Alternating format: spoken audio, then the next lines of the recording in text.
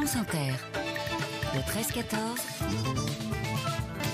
Jérôme Cadet. Aider ses enfants à faire leurs devoirs, lire une ordonnance du médecin, écrire une liste de courses, ça peut paraître très simple pour des milliers de Français, mais c'est extrêmement difficile pour ceux qui sont atteints d'illettrisme. Ces tâches demandent beaucoup d'efforts, voire sont impossibles. L'illettrisme concerne des personnes qui sont allées à l'école, mais qui en sont sorties avec une trop faible maîtrise de la lecture et de l'écriture pour être autonomes, soit environ 7% des Français. Mais dans certaines régions, le chiffre est plus élevé et il faut agir plus fortement. C'est le cas en région Centre-Val de Loire, région que vous présidez, François Bonneau. Bonjour. Bonjour. Vous avez présenté en début de semaine un plan régional de lutte contre l'illettrisme qui concerne 10% des habitants de votre région. Vous intervenez en direct de France Bleu Orléans et je les en remercie. Avec nous également dans ce 13-14, Audrey Colna, bonjour. Bonjour. Vous êtes chargé de mission à l'Agence nationale de lutte contre l'illettrisme. J'attends les questions et les témoignages des auditeurs et des auditrices de France Inter 01 45 24 7000 ou via franceinter.fr. Un mot des chiffres d'abord, parce qu'en fait, il y en a très peu. Je m'en suis rendu compte en préparant ce rendez-vous. Je crois que la dernière enquête nationale date d'il y a un peu plus de 10 ans. François Bonneau, vous avez commencé par essayer de savoir combien des habitants de votre région étaient concernés. Ça a été la première étape. Oui, ça a été la première étape parce que quand on veut s'attaquer à un problème, il faut bien le caractériser. Nous savons que dans les zones urbaines, il y a plutôt moins de personnes qui sont concernées par l'illettrisme que dans les territoires ruraux. En Centre-Val de Loire, nous avons beaucoup de territoires ruraux. Nous avons aussi un certain nombre de territoires, de quartiers prioritaires de la ville, etc., dans lesquels on peut retrouver un nombre significatif. Donc on a fait le point. On a fait le point scientifiquement. On a fait le point en utilisant les critères de l'Agence nationale de lutte contre l'illettrisme pour avoir des chiffres fiables. Et ce sont les chiffres que vous donnez, à savoir 10% des personnes aujourd'hui qui ont été scolarisées partiellement, globalement, mais en tous les cas pour lesquelles il y a aujourd'hui une énorme difficulté à maîtrise des savoirs de base. Illettrisme, ça veut dire à la fois lire, ça veut dire la maîtrise des calculs élémentaires et ça veut dire également s'exprimer par l'écrit de manière simple. Sur ces éléments-là, 10% de la population de la région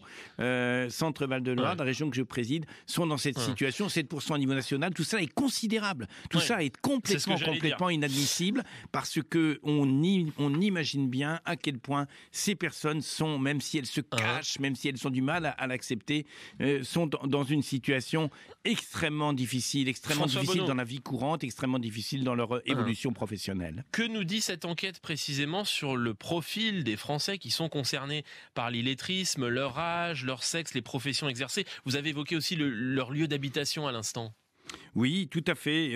On a alors sur les âges, on a une part qui est une part assez significative des personnes entre 56 et 65 ans. On a une part qui est non négligeable également pour les gens qui sont sortis il y a une dizaine d'années du système de formation. Je pense à la tranche des 26-35 ans.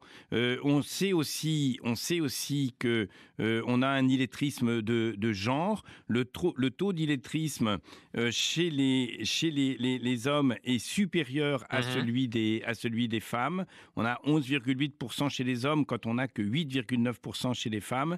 Et la répartition, elle est donc de 56% sont des hommes, 44% sont des femmes.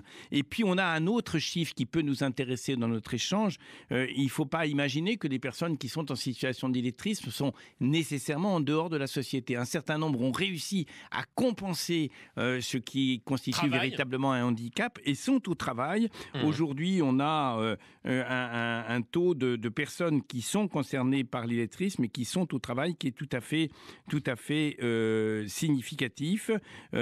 Mais par catégorie socio-professionnelle, on a dans les CSP+, on a quelques personnes qui sont en situation d'illettrisme, c'est aux alentours de 3%, mais on a chez les employés, les ouvriers, un pourcentage qui frôle les 15%. On voit que c'est un problème global de notre société et totalement inadmissible.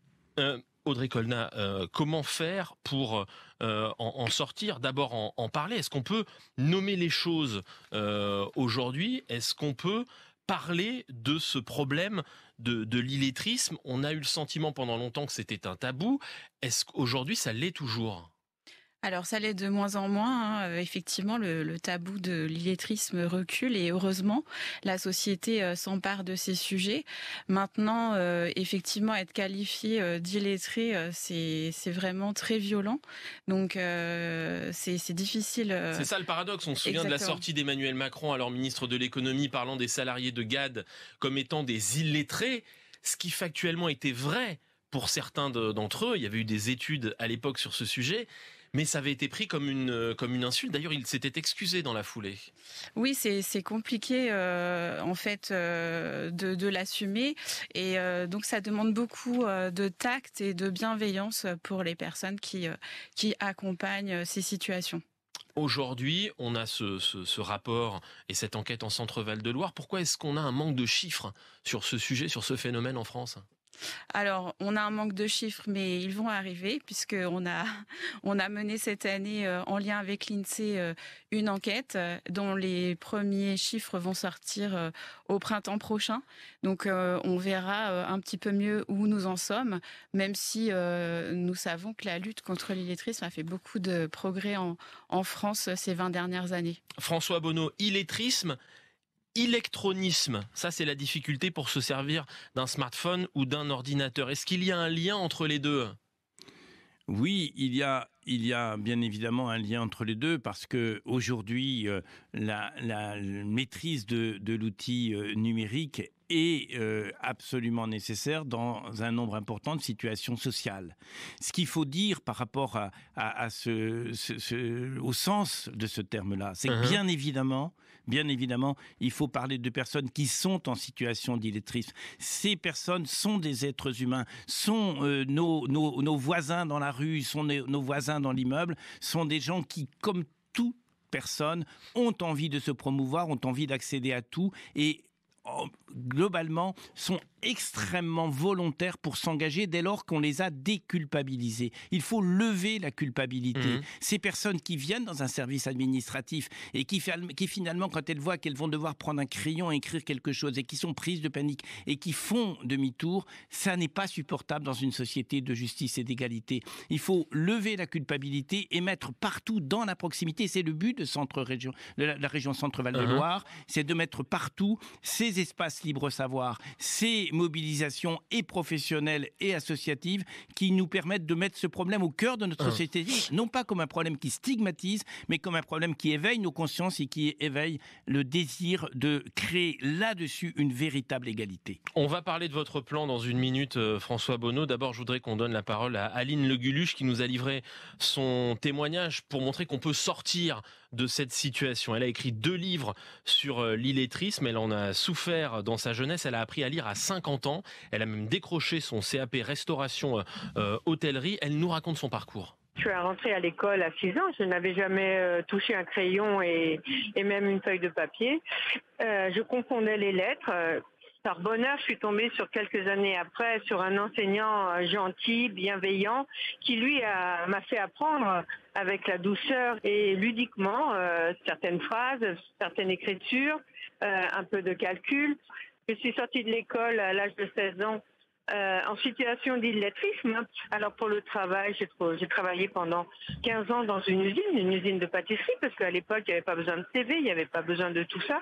Ensuite, j'ai eu mes enfants. C'est là que j'ai vraiment pris conscience de mon handicap et j'avais terriblement honte.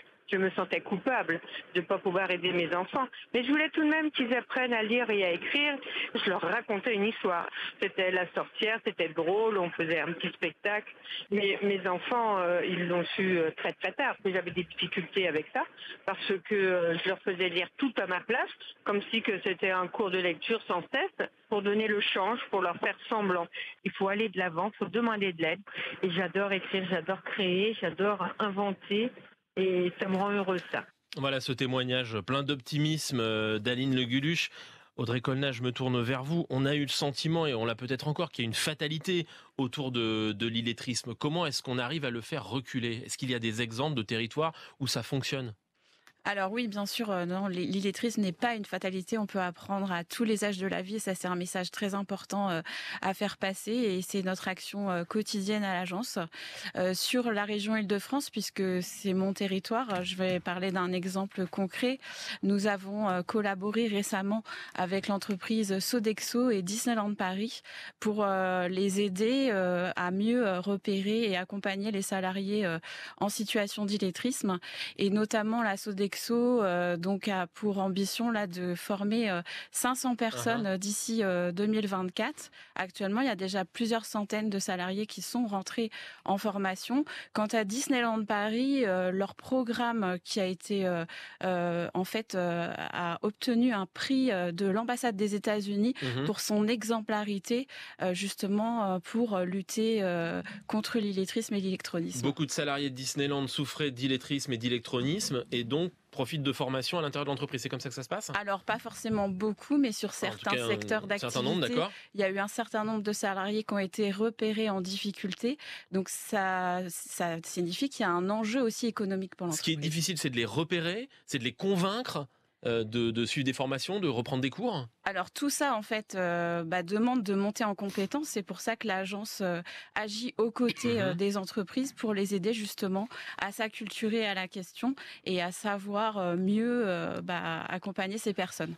François Bonneau, est-ce qu'il y a un volet entreprise dans le plan que vous avez présenté en début de semaine en région Centre-Val de Loire que vous présidez pour lutter contre l'illettrisme? Oui, on a présenté d'ailleurs ce plan avec les responsables, chambres de commerce et d'industrie, etc. parce que ça se joue dans tous les temps de la vie et dans tous les lieux. Tout à l'heure, Aline Le Guluche a commencé son propos en parlant de la bienveillance. Et elle a parlé aussi du sentiment de honte. Je pense qu'il faut vraiment que la bienveillance l'emporte sur tout, que nous ayons dans la vie, auprès des jeunes, auprès des familles, auprès des personnes qui sont confrontées à cela, auprès des entreprises, il faut que nous ayons une posture qui soit bienveillante. Ça n'est pas un handicap indépassable, c'est quelque chose qui a été créé par les conditions de vie et c'est, en effet, vous l'avez très très très bien dit, c'est quelque chose qui peut être complètement inversé, on peut acquérir. Et pour ça, il faut plusieurs choses. Il faut à la fois renforcer la stratégie de prévention. C'est la raison pour laquelle nous avons conduit l'étude. Si on ne sait pas comment est posé le problème, où est posé le problème, il faut faire un diagnostic qui soit un diagnostic partagé, un diagnostic ouvert. Et j'ai voulu, au moment de la signature, qu'il y ait toutes les catégories de la population. Ensuite, il faut prévenir. Et il y avait le recteur qui était présent là. Donc l'école. Oui, non pas pour dire l'école fait pas, etc. C'est pas le sujet. C'est des personnes qui sont allées à l'école, mais qui n'ont pas tout acquis l'ensemble ou qui ont perdu. Il s'agit par l'école, à travers l'école, de développer des actions à destination des enfants et des familles, des enfants et des familles. Il y a des enfants pour lesquels lire est totalement... François Bonneau. Oui. Je voudrais qu'on donne la parole aux auditeurs de France Inter. Je vous demande de faire rapidement, s'il vous plaît. Très vite. Et puis après, il faut développer des actions dans la proximité. Il faut le faire avec les entreprises. Il faut le faire, je le disais, dans notre région, nous avons des espaces libre savoir avec des professionnels et des actions de formation qui sont structurées. Et nous avons tout un réseau d'espaces libre savoir qui développe la lutte contre l'illettrisme et contre l'électronisme. Les appels, les questions, les témoignages, les auditeurs de France Inter. Michel nous appelle de Nantes. Bonjour Michel. Oui, bonjour. Nous vous écoutons. Oui, moi je veux simplement faire un tas de quelque chose que j'ai vécu lorsque j'ai fait mon service militaire. Il y avait dans ma chambre un copain qui était analphabète. Il reçoit une lettre de sa copine, il me demande de la lire et il me demande de lui répondre. C'était une situation un peu particulière. Ce temps-là de service militaire, me semble-t-il, à la fois permettait de détecter les gens qui étaient analphabètes, mais aussi permettait à nos copains qui étaient enseignants, appelés enseignants, de donner des cours.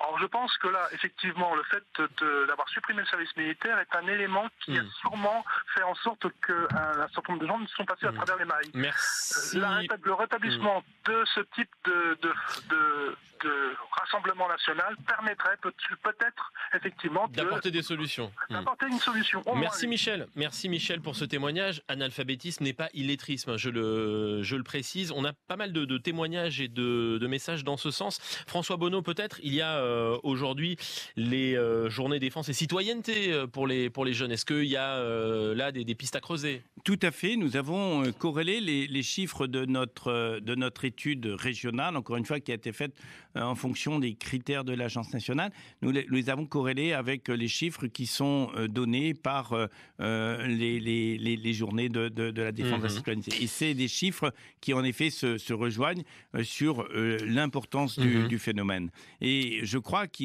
ce travail de repérage, il est très, très important parce que ça permet de rentrer en communication avec les personnes et de les aider à se mettre en mouvement, de les accompagner.